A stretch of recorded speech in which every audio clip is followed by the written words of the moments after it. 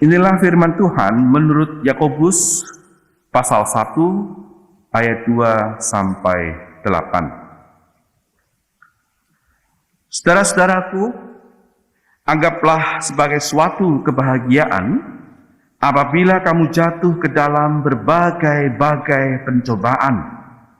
Sebab kamu tahu bahwa ujian terhadap imanmu itu menghasilkan ketekunan.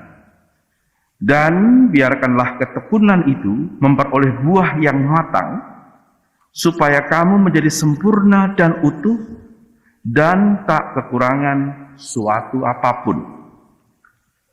Tetapi apabila di antara kamu ada yang kekurangan hikmat, hendaklah ia memintakannya kepada Allah, yang memberikan kepada semua orang dengan murah hati dan dengan tidak membangkit. Maka hal itu akan diberikan kepadanya. Hendaklah ia memintanya dalam iman dan sama sekali jangan bimbang. Sebab orang yang bimbang sama dengan gelombang laut yang diombang-ambingkan kian kemari oleh angin. Orang yang demikian janganlah mengira bahwa ia akan menerima sesuatu dari Tuhan. Sebab orang yang mendua hati tidak akan tenang dalam hidupnya. Demikianlah firman Tuhan.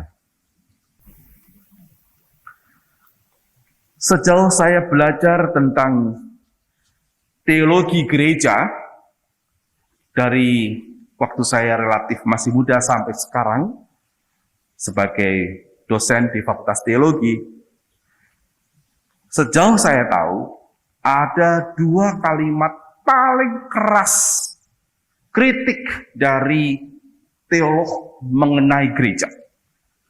Barangkali jika Anda menemukan kalimat-kalimat lain yang lebih keras dari ini, silakan saja. Tapi ini yang saya temukan, dua kalimat paling keras, paling tajam sebagai sebuah kritik. Pertama, kalimat yang datang dari para teolog pembebasan, yakni ketika Yesus datang ke dunia, ia memproklamirkan kerajaan Allah. Yang muncul kok malah gereja. Ini mengkritik. Yesus datang mengabarkan kerajaan Allah, hasilnya kok malah gereja. Kritik ini mau mengatakan, saudara, bahwa gereja tidak selalu sama dengan kerajaan Allah. Bahkan gereja bisa berlawanan dengan maksud Yesus. Maksud Yesus adalah menghadirkan pemerintahan Allah. Tetapi kalau gereja tidak menghasilkan kesaksian pemerintahan Allah, munculnya keadilan dan kebenaran, cinta kasih dan perdamaian, maka gereja seperti itu sebetulnya bukan yang dimaksudkan oleh kedatangan Yesus di dunia. Kritik yang lebih tajam datang dari seorang bernama Dorothy Day. Kritiknya in English, dia bilang, sometimes church is like a harlot, but still our mother. Kadang-kadang gereja itu seperti pelacur, tetapi ya tetap ibu kita. Dorothy Day adalah seorang feminis, aktivis sosial, teolog, seorang yang menjaga agar keadilan tercipta, terutama di kalangan orang kecil dan perempuan. Dia mengatakan, kadang-kadang gereja itu seperti pelacur, berarti asumsinya tidak bersih. Mungkin diasumsikan, mohon maaf, tak senonoh, atau berdosa, katakanlah begitu.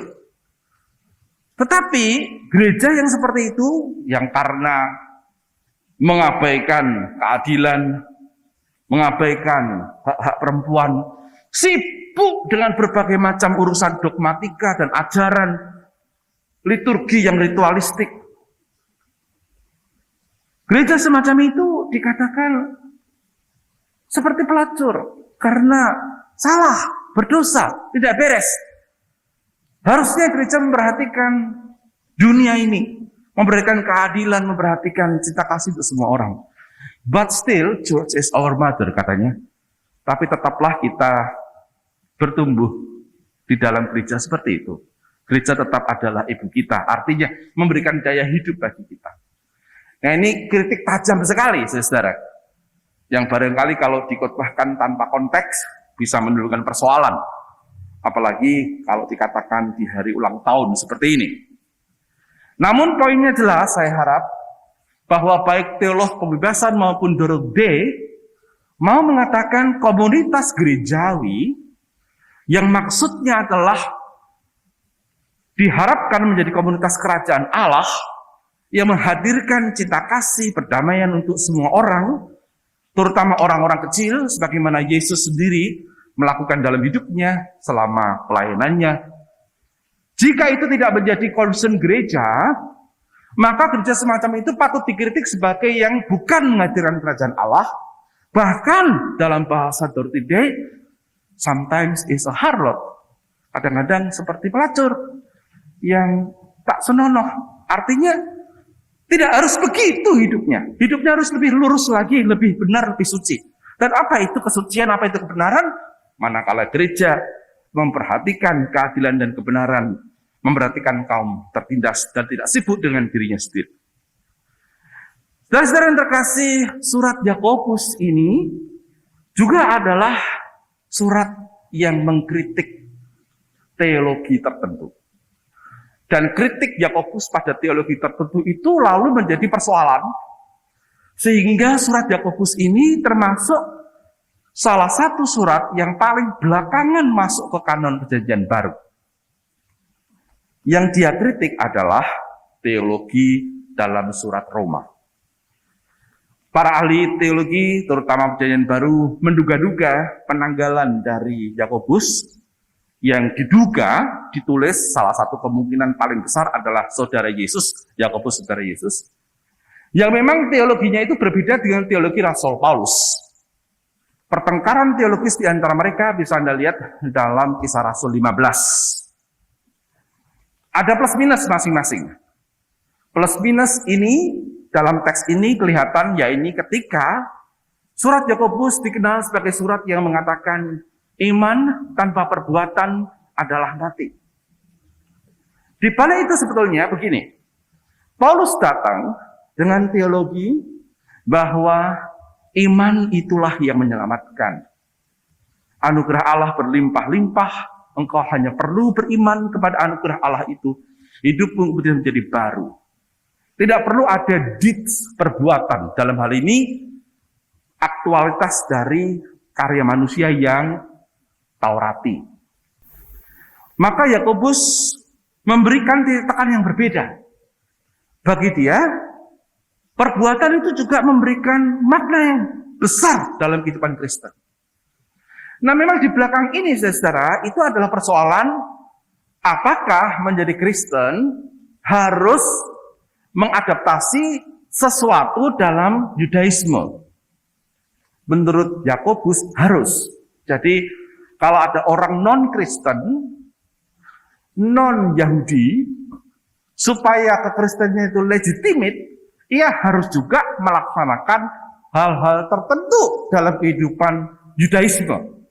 Misalnya disunat. Dan tidak boleh makan ini itu yang dianggap haram dalam tradisi Yahudi. Paulus sangat berbeda. Bagi Paulus cukup menerima Kristus, selesailah masalah.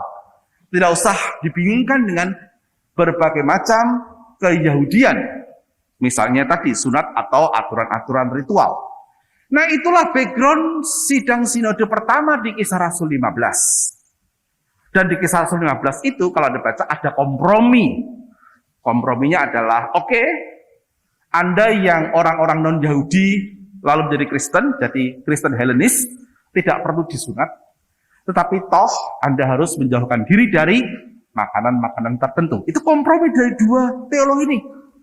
Nah, Paulus itu melanjutkan ini dalam surat-suratnya, misalnya surat Roma. Roma pasal 3 ayat 28, itulah yang mau direspon oleh Yakobus, surat Yakobus. Saya bacakan Roma pasal 3 ayat 28. berbunyi, karena kami yakin bahwa manusia dibenarkan karena iman dan bukan karena ia melakukan hukum Taurat. Yang dihantam oleh Paulus bukan hanya kaum Farisi dan kaum Yahudi, tetapi Kristen Yahudi pimpinan dari Yakobus, saudara Yesus. Nah, Yakobus membalas dengan suratnya, iman tanpa perbuatan adalah mati. Tunjukkanlah imanmu dengan caramu, akan menunjukkan imanku dengan perbuatanku. Di balik ini, kalau kita belajar di PB, dua surat ini itu sebetulnya berkompetisi. Kita sekarang dengan mudah mengatakan dua-duanya penting, ya kan? Iman, nyatakanlah dalam perbuatanmu. Tetapi dulu ketika ini muncul, sebetulnya Roma dan surat Yakobus ini berkompetisi secara teologis. Itu sebab Martin Luther di abad 16 itu menempatkan surat Yakobus bersama surat Yudas dan Wahyu di bagian akhir Perjanjian Baru. Apakah Anda mengira surat Yakobus dan Wahyu ini ditulis paling belakang sehingga lalu terletak di paling belakang? Tidak. Surat Yakobus ini ditulis di sekitar tahun akhir 50-an. Wahyu ditulis di masa Kaisar Domitianus. Setelah itu banyak surat lain yang ditulis setelahnya. Bahwa komposisi PB memang letak mereka ini di belakang.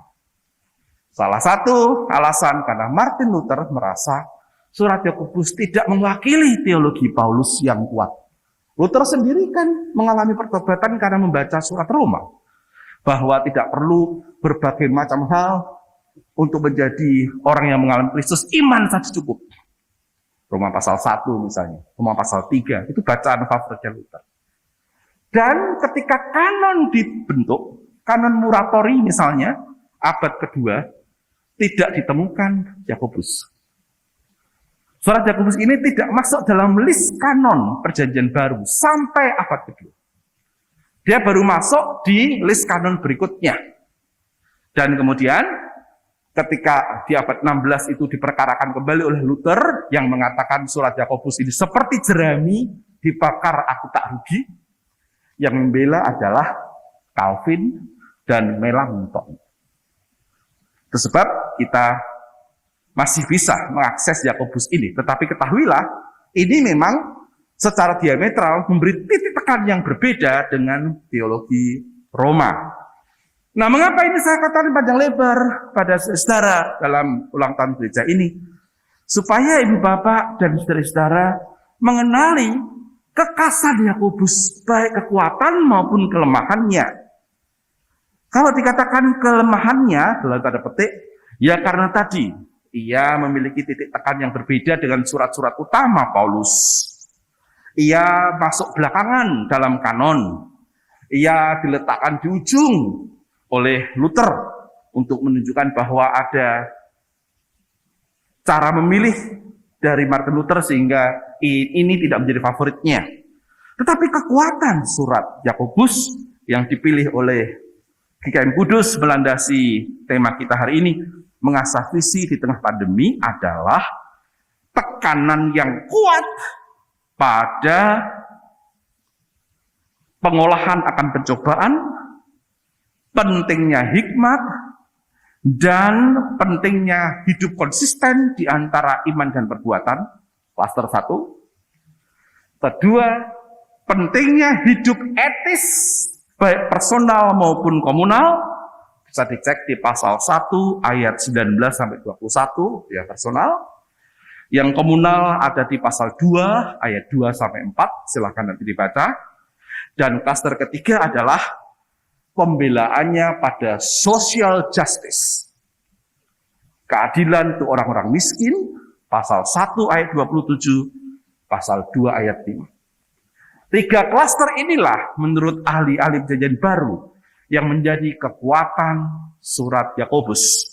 Sekali lagi, mengajak orang menggulati soal pencobaan, hikmat, dan konsistensi karya dari orang yang mengaku diri beriman, lebih daripada sekedar pengetahuan, tetapi karya yang nyata, kehidupan etis yang jelas, personal, komunal, dan social justice.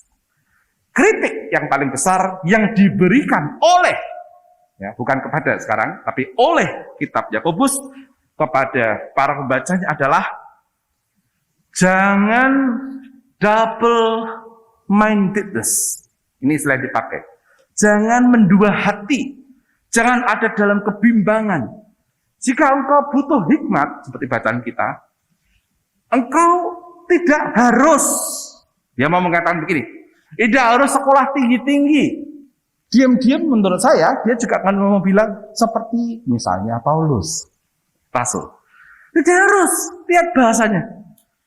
Apabila ada di antara kamu yang berkekurangan hikmat, cukup dengan cara mintalah kepada Allah yang memberikan kepada semua orang dengan murah hati dan tidak membangkit-bangkit. Hal itu akan diberikan kepada orang yang meminta. Tapi memintanya harus dalam iman. Sama sekali jangan bimbang. Karena kalau kamu bimbang, seperti gelombang laut. Orang yang begitu tidak akan menerima sesuatu dari Tuhan. Jadi dia mengatakan, ada orang yang berhikmat lewat tradisi belajar tertentu, kepandaian tertentu, barangkali orang sejenis Rasul Paulus. Implisit, dia tidak mengatakan begitu. Tetapi dia mau menekankan, ada orang yang menerima hikmat, cukup dengan memintanya dengan sungguh-sungguh siapapun kamu. Kalau kamu minta dengan sungguh-sungguh, kamu akan memilih hikmat itu, Sofia itu. Nah, Anda lihat, jadi surat ini itu menyapa orang-orang awam untuk bergerak. Bahwa kita walaupun tidak hidup dalam tradisi skolastik yang tinggi, kita bisa kok mendapatkan Sofia. Sofia kata yang dipakai, kalau ada kata filosof itu filosofia. Kita bisa kok menjadi orang yang mencintai hikmat kalau kita memintanya dari Tuhan. Artinya unsur kelekatan dan kesalehan orang itu kuat sekali untuk membuat dia dalam kesalehannya menjadi berhikmat. Nah, saudara-saudara, kalau kita lihat di sini, ini menjadi kekuatan dia. Surat ini mau mengatakan bahwa milikilah kehidupan devotif yang begitu rupa, kesalehan yang begitu rupa, sehingga dengan kesalehan ini engkau berinteraksi dengan Allah dengan tanpa ragu. Dengan begitu engkau bisa meminta apa saja, termasuk hikmat. Engkau mungkin tidak seberhikmat rekan kita Paulus itu, tetapi engkau bisa memiliki hikmat dengan cara Allah memberikan kepadamu hikmat itu. Hanya mintalah tanpa ragu. Nah, apa itu hikmat? Di atas dia memberi contoh. Hikmat adalah perubahan perspektif. Salah satunya. Itu yang dia katakan. Saudara-saudara, anggaplah suatu kebahagiaan. Dipakai kata kara dalam bahasa Yunani itu berarti joyful, kesukacitaan. Apabila engkau jatuh ke dalam berbagai-bagai pencobaan. Nah, bagaimana orang yang jatuh dalam berbagai-bagai pencobaan? Katakanlah di masa pandemi, kalau dikaitkan dengan tema kita. Kita bisa mengatakan itu sebagai suatu kegembiraan. Nah, perlu perubahan perspektif, bukan? Nah, itu hikmat. Nah, supaya Anda bisa memiliki perspektif yang berubah, cara pandang yang berubah terhadap realitas, sehingga yang dibilang orang lain sebagai pencobaan, bagimu bisa menjadi sumber dari kegembiraan, pemaknaan tertentu muncul dari peristiwa itu, sehingga Anda melihat peristiwa buruk itu sebagai sesuatu yang lain, itu berarti Anda punya hikmat. Nah, itu bisa ditempuh dengan hidup yang begitu rupa mantap mengarahkan permintaan kepada Allah. Di bangunan teologinya Yakobus begitu. Jadi, saudara, Anda bisa mengerti beda sekali dengan surat-surat Paulus yang lebih sophisticated. Dia meletakkan pengalaman dengan Allah yang diimani pistis tanpa bimbang sebagai pembuka jalan bagi orang mengalami hikmat. Lalu ketika orang berhikmat, dia bisa menyikapi realitas dengan cara berbeda. Sehingga pencobaan itu bukan sesuatu yang dianggap menyedihkan saja, tetapi somehow bisa menjadi sesuatu yang mendatangkan kara kesukacitaan. Sebab logikanya begini, ujian terhadap imanmu menghasilkan ketekunan. Dan ketekunan itu bisa membuahkan buah yang matang. Dalam buah yang matang itu kamu menjadi sempurna dan utuh, dan tak kekurangan sesuatu apapun. Kalau kamu kekurangannya adalah hikmat, lalu mintalah. Jadi, pengalaman bersama dengan Allah membuat orang bisa memiliki hikmat. Dengan hikmat itu, ia bisa mempersepsi sesuatu, yakni pencobaan menjadi kara. Ini adalah suatu jenis spiritualitas devotif. Surat ini tidak tipis dan sekompleks surat-surat Galatia atau Roma. Tidak. Praktis sekali. Tetapi surat ini tidak mau jatuh kepada pragmatisme. Ia mau menekankan, apalah arti semua teologi yang high class itu, manakala yang high class itu tidak membawa hidupmu sendiri mengalami perubahan perspektif. Mengalami suatu perspektif baru sehingga di tengah-tengah pencobaan engkau malah bisa melihat makna dari hal itu. Makna yang berguna bagi hidupmu sendiri agar utuh dan matang dan malah sempurna. Saudara-saudara yang terkasih, begitulah cara Yakobus menjelaskan perbedaannya dengan mungkin lawan dan kawannya itu, Rasul Paulus. Yakobus memulai dengan suatu anjuran untuk memiliki perspektif yang ditemukan, dialami lewat doa yang tidak bimbang. Saudara-saudara yang terkasih dalam Tuhan, kalau kita perhatikan verbnya, sebetulnya juga menarik. Siapa tahu ada yang mengecek ya, ketika dia mengatakan, anggaplah sebagai suatu kara kebahagiaan kalau engkau dicobai, sebab kamu tahu, kata yang dipakai tahu itu, ginoskountes, itu adalah bentuk present aktif dari ginosko. Ginosko itu paham banget, tapi present aktif, supaya kamu sekarang ini memiliki pengetahuan. Dan kemudian ketika dia berkata, bahwa ketekunan yang matang itu berbuah, kamu akan memiliki kesempurnaan dan keutuhan. Kamu bisa begitu jika engkau meminta kepada Allah, itu juga dipakai kata aiteito, bentuknya sama, present aktif dari aiteo.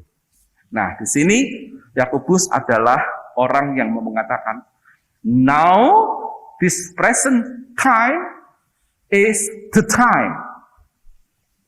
Kita tidak perlu terbelit dengan katakanlah prestasi di masa lalu atau tertakut-takuti oleh sesuatu di masa depan yang belum terjadi, yang membuat kita gigrik. Tidak perlu. Sekarang ini loh, siapapun kamu, mintalah present aktif, mintalah begitu rupa, maka engkau akan memiliki perspektif baru, pengetahuan. Ketahuilah present sekarang ini. Jadi dia bukan orang yang diawang-awang. Kegunaannya apa toh iman itu untuk sekarang gitu kira-kira. Seperti ada kalau mendengar khotbah berbusa-busa si pendetanya, lalu ada yang so what? Lalu untuk apa gunanya untuk saya sekarang? Nah, Yakobus model begitu. Tekanannya sekali lagi adalah bukan hanya pada dogmatika dan pengetahuan teologis mengenai bagaimana beriman kepada Yesus, apa itu Yesus, bagaimana tentang Kristus. Asumsinya kita semua sudah tahu lah. Nah sekarang yang penting adalah yang kau ketahui itu kiranya mengubahmu. Sehingga ketika imanmu terarah penuh dalam doa tanpa double-mindedness, tidak bimbang, maka pengalaman fokus itu membuatmu mendapat perspektif baru. Bahwa yang percobaan bisa adalah kesukacitaan. Di dalam percobaan itu kamu tekun, menjadi lebih tekun, lama-lama berbuahlah ketekunanmu, kamu menjadi sempurna. Jadi jangan menyesali ketika orang ada dalam percobaan, libatilah percobaan itu begitu rupa, sehingga dalam pertanyaan dan kesulitan dan berbagai macam kepahitan yang terjadi dalam percobaan itu, engkau mengalami kehidupan yang semakin matang. Nah, kalau ini kita pakai, saudara, dalam konteks pandemi, kalau tema kita adalah mengasah visi di tengah pandemi, itu berarti GKMI Kudus pada ulang tahunnya ke-101 harus mengarahkan titik fokusnya tidak hanya kepada hal-hal yang teologis abstrak, hal-hal yang dogmatis, ritualistik, kita perlu pengetahuan semacam itu. Tetapi ini berarti saatnya kita down to earth, menjadi pragmatis, tanpa terjebak dalam pragmatisme. Kalau surat Yakobus yang dipakai. Karena setiap orang bisa mengalami hikmat. Orang tentu bisa mengalami hikmat lewat studi, lewat kajian Alkitab yang mendalam. Ya, jalankanlah itu terus. Tapi orang juga bisa melalui hidupnya sendiri yang bergumul dengan pencobaan. Kalau hidupnya digumuli dengan kuat dalam iman tanpa bimbang, ia bisa matang. Nah, arah sekarang menjadi begitu.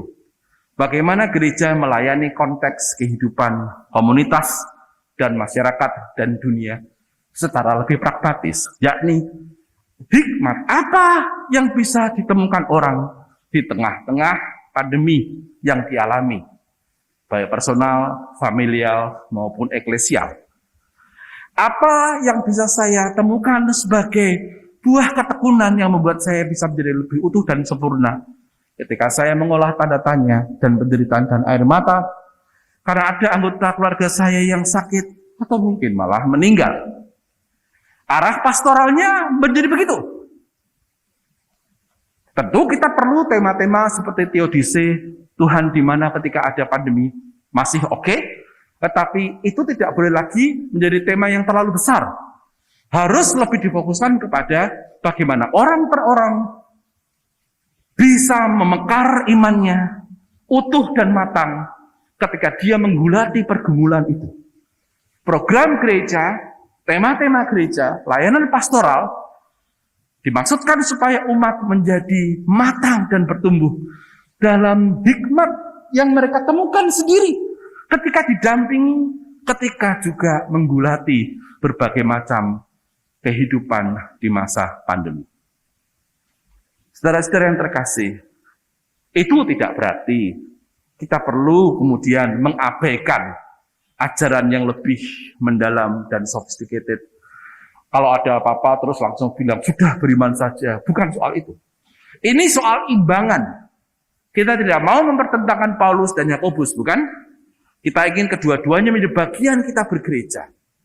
Tapi kalau tema ini memang yang dipilih, mengasah visi dengan pandemi dan teksnya Yakobus, maka bagi saya sarannya adalah marilah kita hidup lebih down to earth, mendampingi orang demi orang, keluarga demi keluarga, begitu rupa agar tertemulah makna. Setiap orang kemudian menjadi berhikmat dalam konteksnya sendiri-sendiri. Bisa mengalami momen, I know, sekarang aku tahu mengapa ini terjadi padaku. Mengapa ada percobaan-percobaan yang diizinkan Tuhan terjadi padaku. Aku menemukannya. Dan lalu GKMI Kudus menjadi komunitas yang membagikan makna, membagikan penemuan-penemuan itu. Setiap orang berhikmat. Tidak hanya para pendeta yang studi khusus teologi, setiap kita bisa membagikan mutiara rohani. Lalu kita menjaga hidup kita begitu rupa, sehingga baik penemuan-penemuan seperti itu, maupun karya social justice, tetap memperhatikan orang-orang yang miskin, menjaga hidup saleh, menjaga hidup berkesesuaian di antara apa yang kita yakini dan apa yang kita tidakkan, menjadi ciri khas komunitas kita dalam menghayati ulang tahun yang ke-101. Alat ukurnya bisa begini. Tanyakanlah kepada diri sendiri, baik personal maupun keluarga maupun gereja. Jika disorot dengan teologi Yakobus ini, apakah Tuhan sudah puas dengan kita? Sudahkah tertemu makna? Sudahkah matang dan utuh kita? Justru karena ada berbagai pencobaan, atau bubar kita, atau bingung kita, Sudahkah kita saling menguatkan satu sama lain? Sehingga setiap orang yang mengalami distraksi dalam pencobaan menjadi utuh kembali. Itu misi pastoral bersama yang dicanangkan. Kita bisa bertanya, yang ini sudah apa belum ya hal semacam ini? Jika belum, marilah kita benahi. Jika sudah, marilah kita kuatkan diri kita begitu. Tetapi tetaplah jadikan ini pertanyaan besar bersama. Jika disorot dari teologi Yakobus yang mengutamakan, sekali lagi, pengolahan pencobaan, hikmat dan konsistensi iman dan karya, yang mengutamakan social justice, yang mengutamakan kehidupan etis. Sudahkah Tuhan puas dengan kita sebagai person maupun sebagai komunitas gereja? Ada lagu gereja lama, tua, lagu lama sekali, yang berjudul Is He Satisfied? Puaskah Tuhan? Lagu ini barangkali sudah pernah Anda ketahui, karena juga dinyanyikan ulang oleh Herlin Pirena dalam versi bahasa Indonesia. Ketika saya akan mencoba menyanyikan lagu ini, akan ada running text di bawah ini, in English, lalu di akhir nanti ada terjemahan Indonesianya. Kita akan belajar bersama dan Anda bisa mengikuti saya menyanyikan lagu ini pelan, sambil bertanya, jika Tuhan melihat hidupku dari gerejaku sekarang ini, dari kacamata teks firman hari ini, sudahkah Tuhan puas denganku?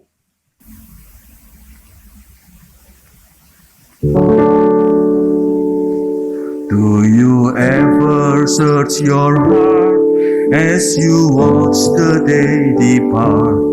Is there something way down deep you try to hide? If this should be the end and eternity began, when the book is opened wide, would the Lord be satisfied? Is He satisfied? Is He satisfied? Is He satisfied with me? Have I done my best? Have I stood the test? Is He satisfied with me?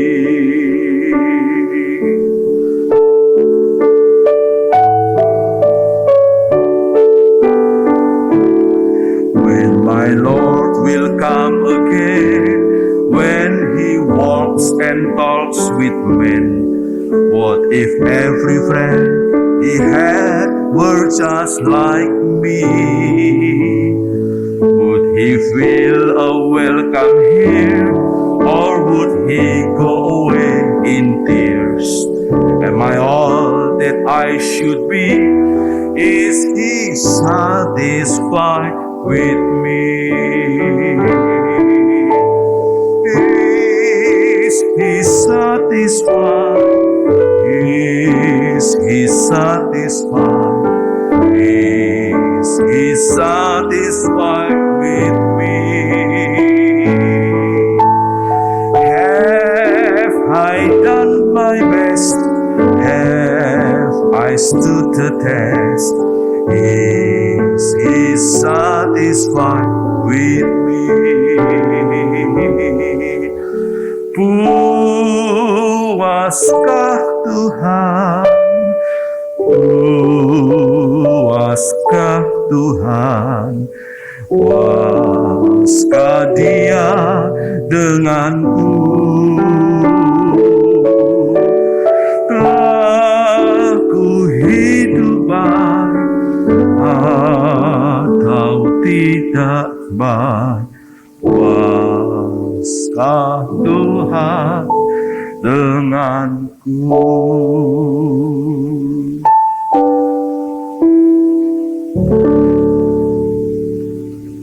Saat hening untuk kita.